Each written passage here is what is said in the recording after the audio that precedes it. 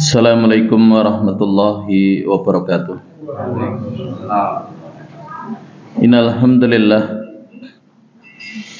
wassalatu wassalamu ala Rasulillah wa ala alihi wa ashabihi wa man tabi'ahu bi ihsanin ila yaumil qiyamah.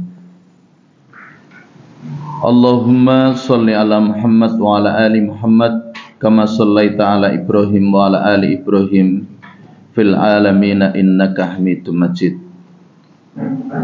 Alhamdulillah, ikhwati fillah, bapak-bapak, ibu-ibu yang mudah-mudahan dirahmati oleh Allah Subhanahu wa taala. Alhamdulillah, pada kesempatan pagi hari ini dengan izin Allah Subhanahu wa taala kita dikumpulkan di majelis yang mulia ini. Dan marilah kita senantiasa bersyukur kehadirat Allah Subhanahu wa taala karena kenikmatan-kenikmatan yang Allah limpahkan kepada kita semuanya.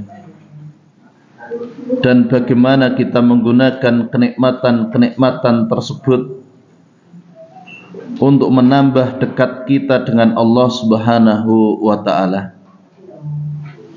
Ikhwati fillah, bapak-bapak, ibu-ibu yang mudah-mudahan dirahmati oleh Allah Subhanahu wa taala. Pada beberapa kesempatan yang lalu telah kita sampaikan berkenaan tentang peristiwa padang mahsyar. Dan pembahasan kita sampai kepada kondisi manusia di padang mahsyar. Dan berbicara tentang kondisi manusia di padang mahsyar, maka kita bisa membaginya menjadi 3 pembahasan. Yang pertama yaitu tentang kondisi mereka orang-orang kafir.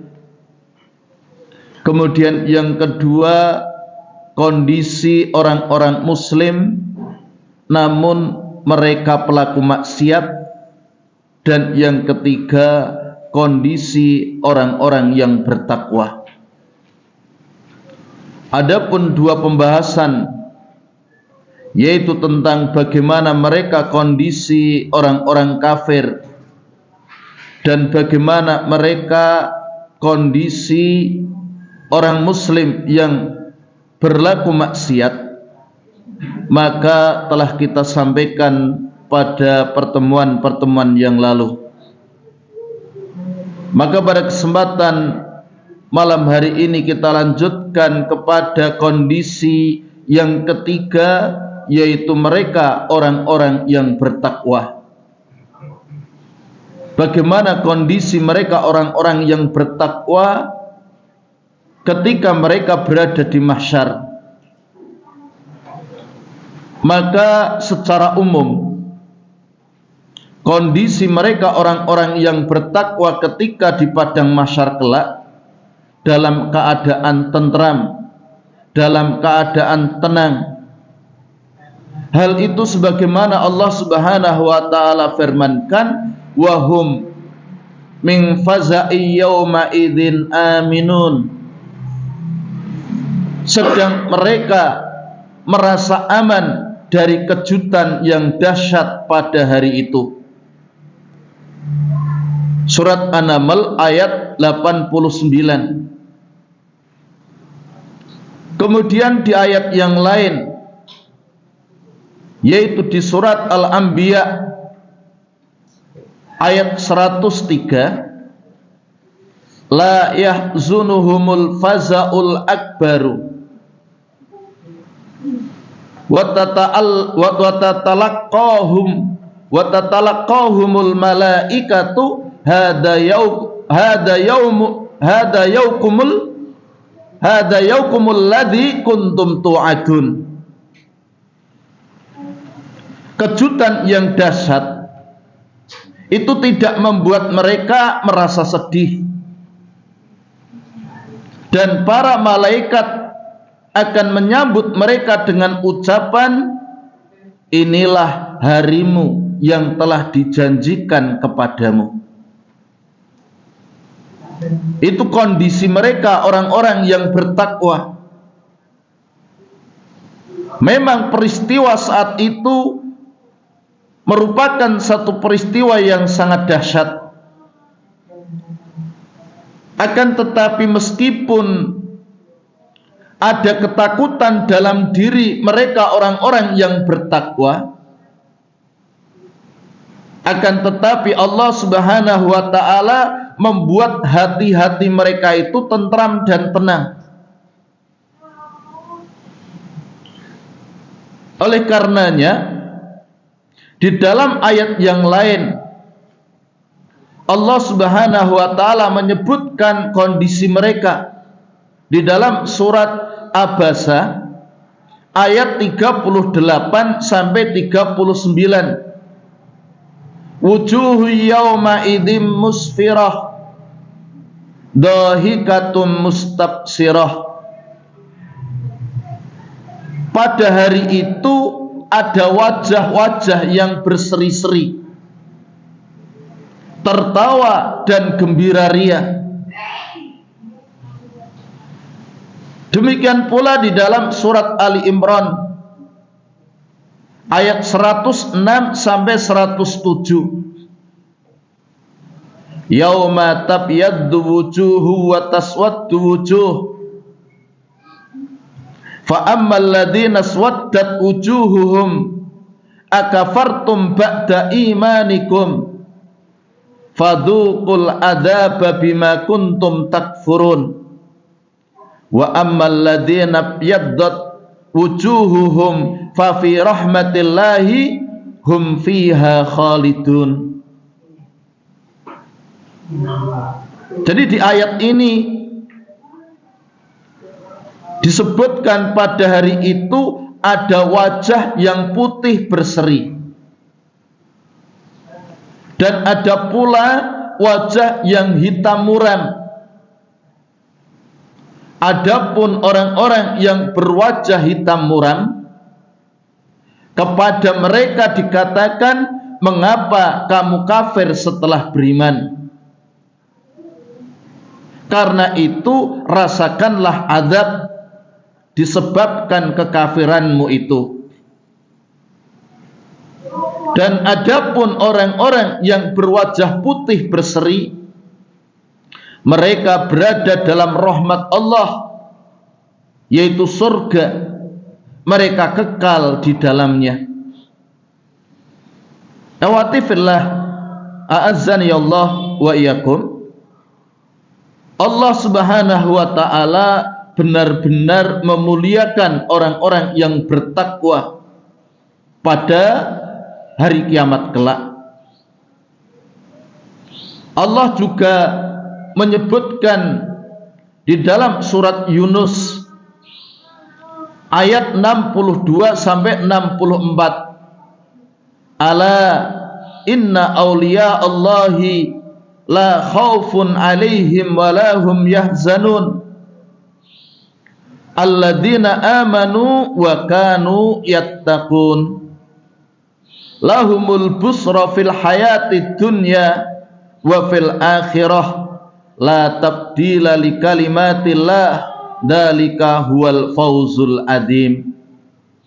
Ingatlah, wali-wali Allah itu tidak ada rasa takut pada mereka, dan mereka tidak pula bersedih hati,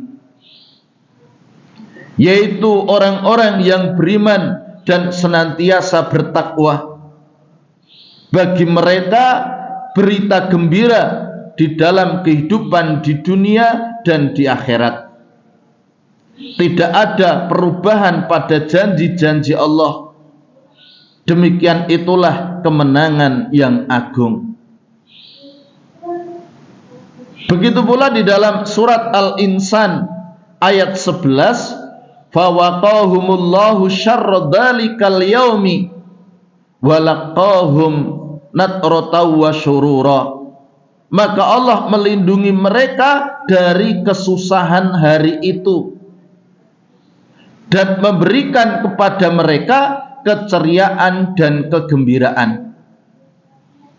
Ini keadaan mereka orang-orang yang bertakwa.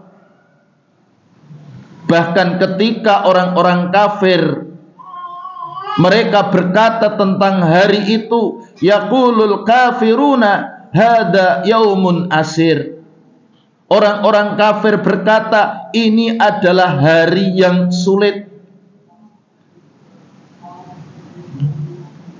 Artinya secara mafhum mukhalafah dari perkataan mereka orang-orang kafir ini, bahwa kebalikannya orang-orang yang beriman pada hari itu tidak merasakan kesusahan.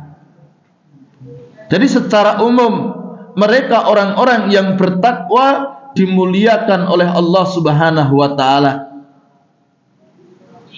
Adapun perincian contoh-contoh kemuliaan yang Allah berikan kepada mereka orang-orang yang bertakwa pada hari kiamat kelak sangatlah banyak.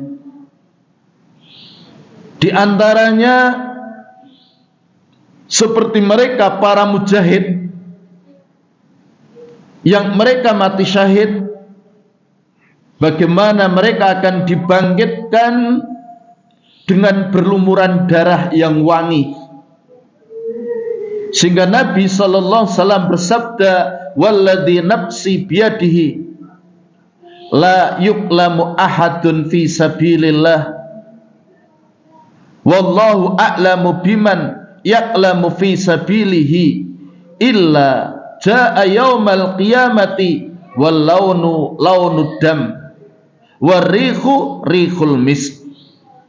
Demi zat yang jiwaku berada di tangannya, kata Rasulullah, tidaklah seseorang terluka di jalan Allah, dan Allah lah yang paling tahu siapa yang terluka di jalannya, kecuali dia akan datang pada hari kiamat dalam keadaan berwarna dengan warna darah, ya, yang berwarna merah, ya, dan wanginya adalah semerbak minyak kasturi. Ini hadis riwayat Bukhari.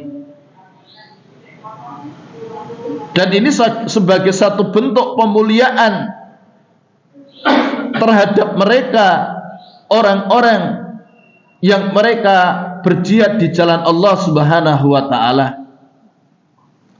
Kemudian juga mereka orang-orang yang sering berpuasa,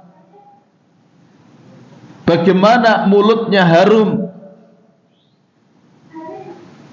sehingga Nabi sallallahu alaihi wasallam beliau bersabda, walladzi nafsi biyadihi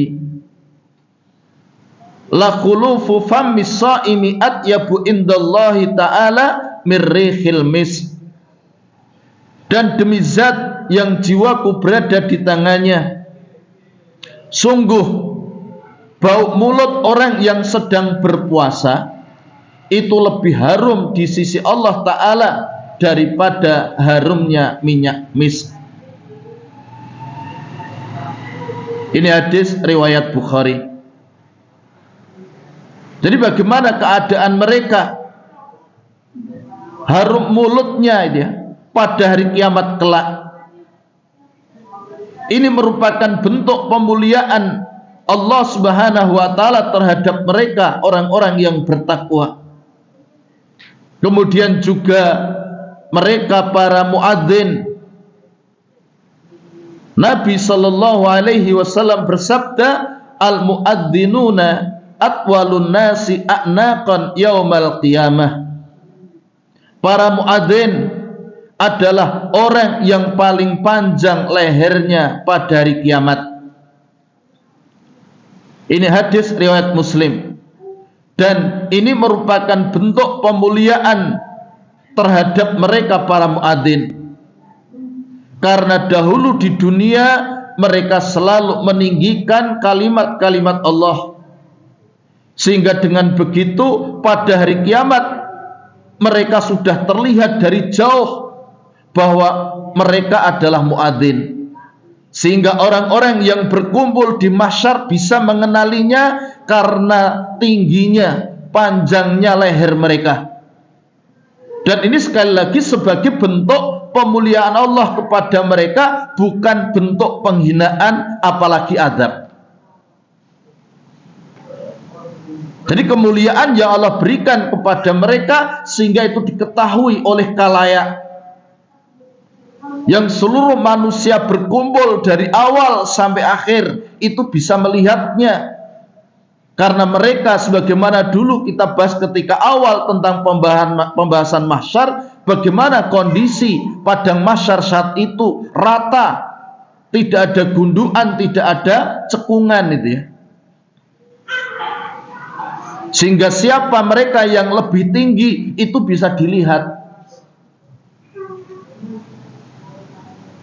Kemudian juga bagaimana pemuliaan yang Allah berikan kepada mereka, orang-orang yang menghilangkan kesulitan orang lain ketika hidup di dunia, maka akan dihilangkan kesulitannya pada hari kiamat. Man nafasa am mu'minin kurbatan min kurabi dunya, nafasallahu anhu kurbatan min kurabi yaumil qiyamah. Jadi barang siapa yang membebaskan seorang mukmin dari suatu kesulitan di dunia, maka Allah akan membebaskan dari kesulitan pada hari kiamat. Ini hadis riwayat Muslim. Jadi bagaimana mereka orang-orang yang menghilangkan kesulitan seorang mukmin di dunia itu dibalas dengan dihilangkannya kesulitan ketika di hari kiamat nanti.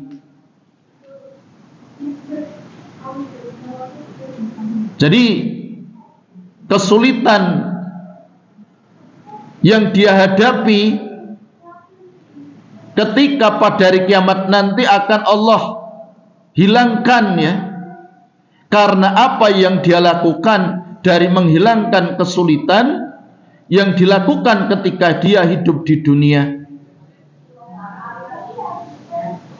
Sehingga ini suatu bentuk kemuliaan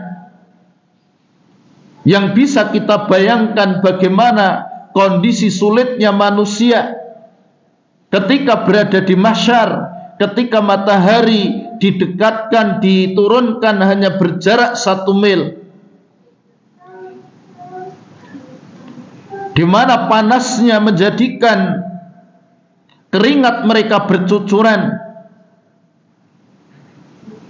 dan masing-masing akan mendapatkan keadaan seperti itu berdasarkan apa yang mereka lakukan, apa yang mereka amalkan ketika hidup di dunia.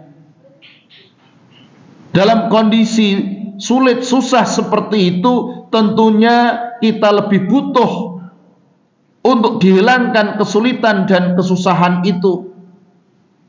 Maka di antara amalan yang bisa menghilangkan kesulitan pada hari kiamat, yaitu bagaimana kita menghilangkan kesulitan pada saudara-saudara kita ketika kita hidup di dunia. Kemudian juga ada hadis yang menjelaskan kemuliaan yang Allah berikan kepada mereka orang-orang yang meninggal di perbatasan negeri. Ketika mereka berjaga-jaga, ketika mereka melakukan ribat ya, sehingga Nabi sallallahu alaihi wasallam bersabda, man mata murabitan fi sabilillah ajra alaihi ajra amalihi salihi alladzi kana ya'malu wa ajra alaihi rizqahu wa amina minal fattan wa ba'athahu Allahu yaumal qiyamati aminan minal faza. Barang siapa yang meninggal dunia dalam keadaan ribat, yaitu berjaga-jaga di perbatasan, di wilayah antara wilayah kafir dan wilayah muslim. Tempat yang paling berbahaya, barisan paling depan ya, yang di depannya adalah musuh. Lah orang yang dia meninggal dalam keadaan seperti itu, maka dia akan diberikan pahala sesuai dengan pahala amal soleh yang dia lakukan.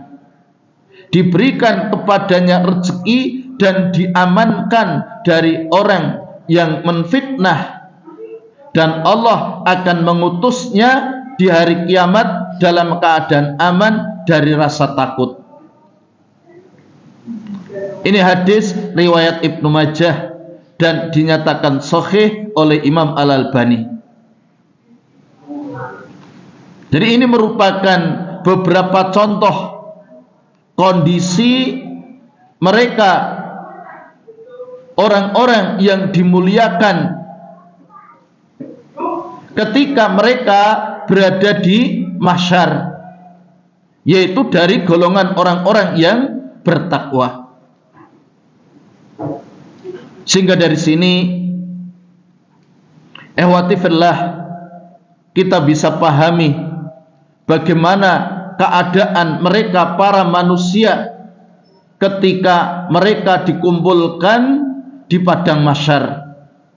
Ada orang-orang yang mereka dihinakan, dari mereka orang-orang kafir. Kemudian ada orang-orang mukmin yang karena maksiat, maka mereka pun menerima apa yang mereka lakukan dari kemaksiatannya tersebut. Kemudian juga kondisi mereka orang-orang yang bertakwa. Kemudian juga keadaan manusia ketika mereka di padang mahsyar. Nanti ada golongan orang-orang yang dinaungi oleh Allah Subhanahu wa ta'ala. Ketika peristiwa dahsyat menimpa kepada mereka, ketika mereka berada di mahsyar ya, ketika matahari didekatkan tadi tinggal berjarak 1 mil, sehingga Nabi sallallahu alaihi wasallam bersabda, tutnas syamsu yaumal qiyamati minal khalqi hatta takuna minhum kamikdari mil. Qala Sulaim bin Amir, fa wallahi ma adri ma ya'ni bil mil amasafatal ard amil mil alladhi tuqtahalu bihil ain. Qala fayakunun nasu ala qadri a'malihim fil araq faminhum man yakunu ila ka'baihi wa minhum man yakunu ila rukbataihi wa minhum man yakunu ila haqwaihi wa minhum may yuljimuhul araqu iljaman. Wa asyara Rasulullah sallallahu alaihi wasallam biyadihi ila fihi. Jadi pada hari kiamat matahari didekatkan, jaraknya terhadap makhluk tinggal sejauh 1 mil. Sulaim bin Amir, maksudnya perawi hadis ini, berkata, demi Allah, aku tidak tahu apa yang dimaksud dengan mil. Apakah mil itu ukuran jarak perjalanan? 1 mil itu kurang lebih 1,6 km, ataukah mil itu adalah alat untuk dipakai bercelak mata, jadi pena. Kalau ibu-ibu misalnya memakai celak itu ya, itu ada lidi, seperti lidi lah, itu mil itu juga namanya. Dan Nabi sallallahu alaihi wasallam bersabda, sehingga manusia tersiksa dalam keringatnya sesuai dengan kadar amal-amalnya. Di antara mereka ada yang keringatnya sampai kedua mata kaki, ada yang sampai kedua lututnya, ada yang sampai pinggangnya, serta ada yang tenggelam dalam keringatnya. Kemudian Rasulullah memberikan isyarat dengan meletakkan tangan ke mulut beliau. Itu keringat yang akan menimpa kepada manusia kala itu. Ini hadis riwayat Muslim. Dan saat itu ketika manusia hanya memiliki tempat sebatas tempat berdirinya saja, karena saking rapatnya ya, saking banyaknya manusia, itu pun menjadikan kondisi panas semakin terasa. Bisa kita bayangkan ketika seseorang hanya bisa berdiri di tempat dia saja, kanan, kiri, depan, belakangnya penuh, matahari didekatkan, itu menjadikan keadaan semakin terasa panas. Namun dalam keadaan seperti itu nanti ada orang-orang yang berbahagia. Kenapa? Karena mereka mendapatkan naungan dari Allah Subhanahu wa taala. Sebagaimana di dalam hadis yang sering kita dengar, hadis dari Abu Hurairah radhiyallahu anin Nabi sallallahu alaihi wasallam qala sab'atun yudhilluhumullahu fi dhillihi yauma la dhilla illa dhilluh. Al-imamul adil wa syabun nasha'a fi ibadatillah wa rajulun qalbu mu'allaqun fil masajid wa rajulani tahaba fillah ijtama'a alaihi wa tafarraqa alaihi wa rajulun da'athu imra'atun datu mansibin wa jamalin faqala inni akhafullah wa rajulun tasaddaqa bi shadaqatin fa afaha hatta la ta'lama shimaluhu ma tunfiqu yaminuhu wa rajulun dzakarallaha khaliyan fa fadat ainah. Insyaallah ya. Jadi ada 7 golongan yang akan dinaungi oleh Allah dengan naungan arsy-Nya pada hari di mana tidak ada naungan kecuali hanya naungannya saja. Siapa mereka? Rasulullah katakan al-imamul adil, pemimpin ataupun imam yang adil. Yang kedua, pemuda yang tumbuh dalam ibadah kepada Allah. Yang ketiga, seseorang yang hatinya senantiasa terpaut dengan masjid. Yang keempat, 2 orang yang saling mencintai karena Allah, berkumpul dan berpisah karena Allah. Yang kelima, seorang laki-laki yang diajak berzina oleh seorang wanita yang mempunyai kedudukan lagi kecantikan, kemudian dia mengatakan sesungguhnya aku takut kepada Allah. Yang keenam, seseorang yang bersedekah kemudian merahasiakan sedekahnya sehingga tangan kirinya tidak mengetahui apa yang diinfakkan oleh tangan kanannya. Dan yang ketujuh, orang yang berzikir kepada Allah di waktu sunyi kemudian berlinang air matanya. Ini hadis riwayat Bukhari dan Muslim.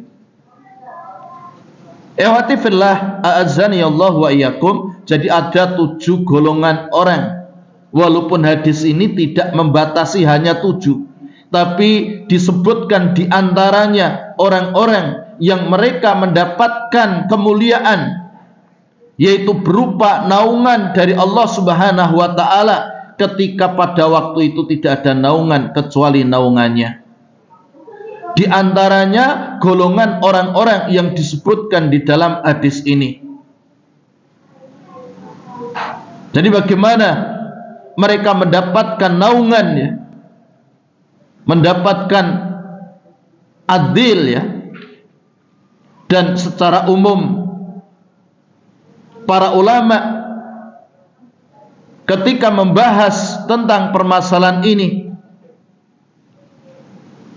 di mana para ulama terdapat perbedaan tentang permasalahan ini, tentang naungan, terbagi menjadi dua pendapat tentang makna naungan. Yang pertama yaitu dhillu arsyihi, naungan arsy-Nya Allah.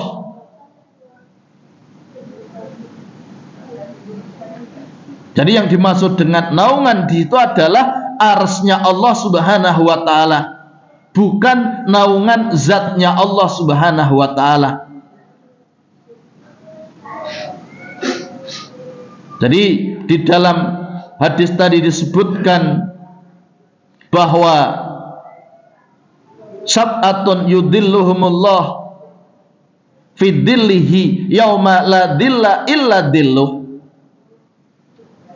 Jadi di 7 golongan yang akan mendapatkan naungan Allah, di situ disebutkan dengan dhillihi.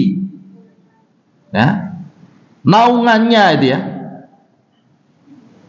Disandarkannya, diidhofahkannya kepada Allah,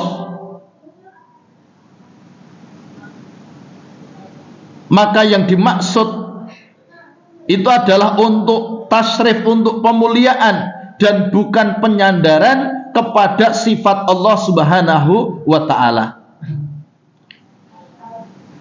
Itu diantara pendapat mereka para ulama yang menyatakan bahwa yang dimaksud dengan dhilluhu ya, naungannya itu adalah naungan arsy dari Allah Subhanahu wa ta'ala. Dan mereka golongan yang mendapatkan kemuliaan semacam itu, diantaranya nanti 7 golongan tadi. Jadi al-imamul adil, seorang pemimpin yang adil, artinya seseorang yang dia diberi kekuasaan, kemudian dia gunakan kekuasaannya itu untuk mengayomi, untuk bersikap adil kepada orang-orang yang berada di bawah kekuasaannya. Dan makna adil itu sendiri adalah wad'u syai' fi mahalihi, yaitu meletakkan sesuatu pada tempatnya.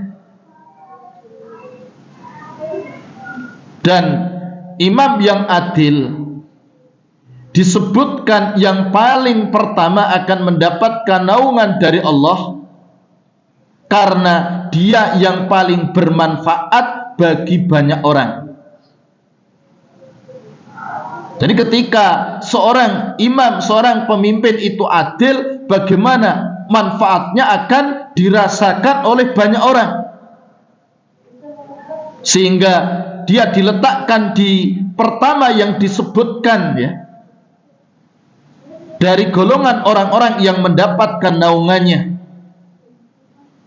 Itu sebagaimana disebutkan oleh Ibnu Hajar di dalam Fathul Bari. Dan Syekhul Islam Ibnu Taimiyah rahimahullah beliau mengatakan, faida ijtahada ra'i fi islahi dinihim wa dunyahum bi khasabil imkani kana min afdali ahli zamanihi wa kana min afdalil mujahidina fi sabilillah. Jadi Syekhul Islam Ibnu Taimiyah katakan, maka jika pemimpin ya bersungguh-sungguh dalam memperbaiki agama rakyat dan dunia mereka semaksimal mungkin, maka dia adalah orang yang terbaik di zamannya, dan dia adalah mujahid terbaik di jalan Allah. Ini pemimpin yang adil. Dan sebaliknya, jika seorang imam atau pemimpin itu tidak adil, maka musibah bagi dirinya. Kenapa? Karena dia akan banyak mendapat tuntutan di hari kiamat nanti dari orang-orang yang dipimpinnya. Ini tentang keutamaan mereka seorang pemimpin yang adil. Jadi keadilan seorang pemimpin itu berdampak, berpengaruh kebaikan yang banyak bagi orang lain. Begitu pula nanti sebaliknya. Dan tentang pemimpin, maka Ibnu Hajar Al-Asqalani rahimahullah, beliau menjelaskan bahwa yang dimaksud dengan imam atau penguasa di sini bukan hanya penguasa dalam lingkup kenegaraan, tetapi makna penguasa di dalam hadis tersebut itu lebih umum, termasuk di dalamnya orang-orang yang memiliki kekuasaan dalam lingkup yang kecil. Misalnya pemimpin-pemimpin di bawah seorang penguasa seperti menteri, misalnya gubernur, bupati,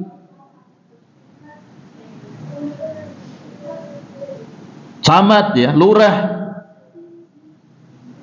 Bahkan seorang suami itu bisa masuk di dalamnya.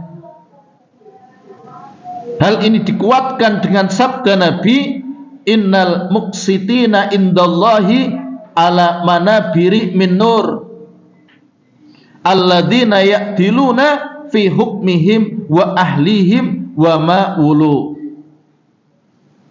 Sesungguhnya orang-orang yang berbuat adil di sisi Allah akan berada di atas mimbar-mimbar dari cahaya. Mereka adalah orang-orang yang berbuat adil dalam hukum mereka, berbuat adil dalam keluarga mereka, dan apa saja yang ada di bawah urusan mereka. Ini hadis riwayat Muslim. Sehingga siapa saja yang mereka memiliki kekuasaan, maka bagaimana hendaknya dia berusaha untuk seadil-adilnya. Karena ketika dia bisa berbuat adil, dia akan menjadi golongan pertama yang akan mendapatkan naungan dari Allah Subhanahu wa ta'ala. Kemudian yang kedua, syabun nasya fi ibadatillah, pemuda yang tumbuh dalam ibadah kepada Allah.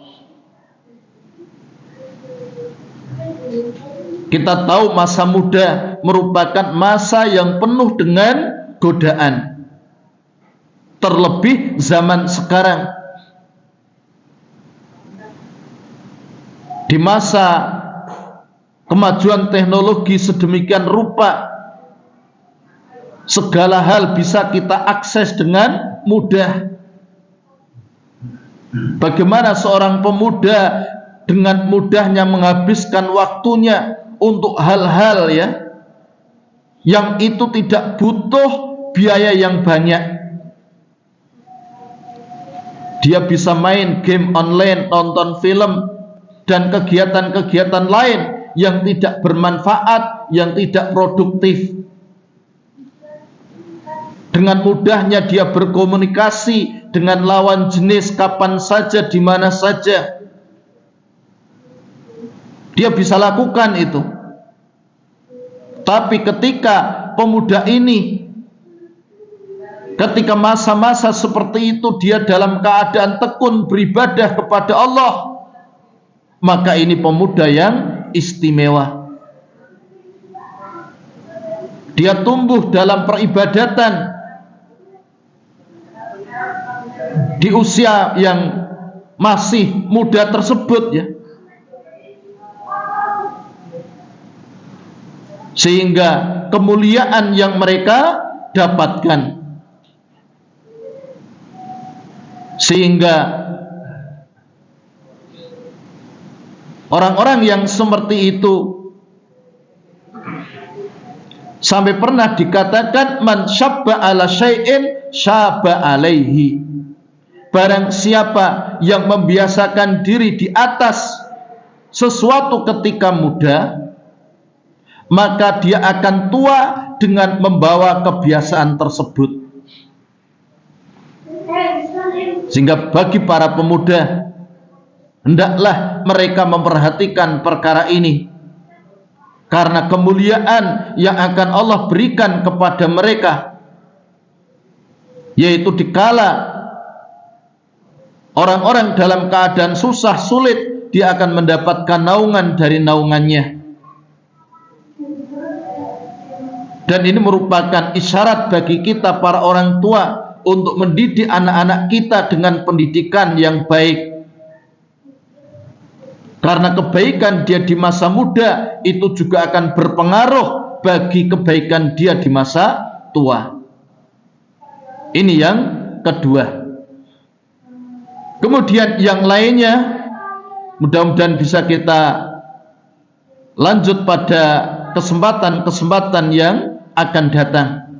Bagaimana kemuliaan Allah berikan kepada mereka orang-orang yang bertakwa. Di antaranya golongan orang-orang yang akan mendapatkan naungan dari Allah Subhanahu wa taala dengan naungannya, ketika tidak ada naungan kecuali naungan dari Allah Subhanahu wa taala. Dan kita berharap memohon mudah-mudahan kita termasuk golongan daripada orang-orang yang akan mendapatkan naungan dari Allah Subhanahu wa taala pada hari kiamat nanti. Ini yang bisa kita sampaikan. Kalau ada salah khilafnya, saya istighfar kepada Allah, mohon maaf. Aqulu qouli hadza wastaghfirullah li wa lakum wa lisairil muslimina min kulli dambin innahu huwal ghafurur rahim. Mari kita tutup majelis pada kesempatan pagi hari ini dengan doa kafaratul majelis. Subhanaka Allahumma wa bihamdika asyhadu an la ilaha illa anta astaghfiruka wa atubu ilaik. Wassalamualaikum warahmatullahi wabarakatuh.